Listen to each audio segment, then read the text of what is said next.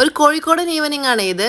ഇന്നലെ പുലർച്ചയ്ക്കായിരുന്നു നമ്മൾ കോഴിക്കോട് എത്തിയിട്ടുണ്ടായിരുന്നത്. അങ്ങനെ ഈവനിങ് ആയ സമയത്ത് ഞങ്ങൾ ഇതേ പുറത്തേക്ക് ഇറങ്ങിയിട്ടുണ്ട്. ഫസ്റ്റ് ടൈം കുറച്ച് ഫ്രഷ് മീൻ വാങ്ങിക്കണം. ട്രോളിംഗ് ആയതുകൊണ്ട് തന്നെ മീനെല്ലാം അത്യാവശ്യം നല്ല വിലയുണ്ട്. അങ്ങനെ ഇതേ ആവോലി തന്നെ നമ്മൾ വാങ്ങിച്ചിട്ടുണ്ട്. വൈകിട്ടത്തെ ചായക്കടിയും വാങ്ങിച്ച് ഞങ്ങൾ നേരെ വീട്ടിലോട്ട് വിട്ടു. അങ്ങനെ നൈറ്റ് ആയപ്പോൾ ഞങ്ങൾ എല്ലാവരും കൂടി ഇതേ ഹൈലൈറ്റിലോട്ട് ഇറങ്ങിയിട്ടുണ്ട്. സാലിക്കയുടെ ഫാമിലി ഒക്കെ ഉണ്ടായിരുന്നു.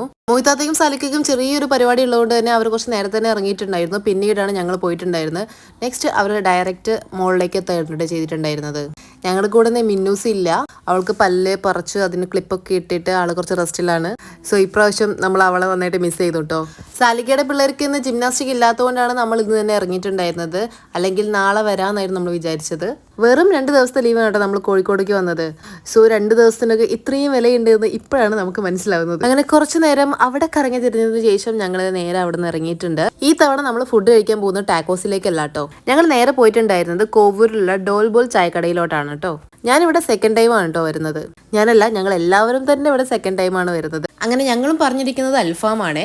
അൽഫാം ഇവിടെ കഴിയാനായിട്ടുണ്ടായിരുന്നു. എന്തോ ഒരു ലക്കിന് ഞങ്ങൾക്ക് എല്ലാവർക്കും കറക്റ്റ് കിട്ടിയിട്ടുണ്ടായിരുന്നു കേട്ടോ. എനിക്കിവിടെ ഇഷ്ടപ്പെട്ടത് ഈ ഒരു ബോട്ടിൽ വെള്ളമാണേ. ബോട്ടിലിനകത്ത് ഇതേ തുളസിയൊക്കെ ഇട്ടിട്ടാണ് തരുന്നത്. സോ എനിക്ക് എന്തോ ഒരു വെറൈറ്റി ആയിട്ട് തോന്നിയത്. പിന്നെ പറയണ്ടല്ലോ, പുതിയതായിട്ട് എന്ത് കണ്ടാലും അത് പെട്ടെന്ന് ടെസ്റ്റ് ചെയ്യാത്തൊരു സമാധാനം എനിക്ക് കിട്ടില്ല. അങ്ങനെ വെള്ളമൊക്കെ കുടിച്ച് ഞങ്ങളുടെ ഇതേ ഫുഡൊക്കെ കഴിച്ച് കഴിയാനായിട്ടുണ്ട്.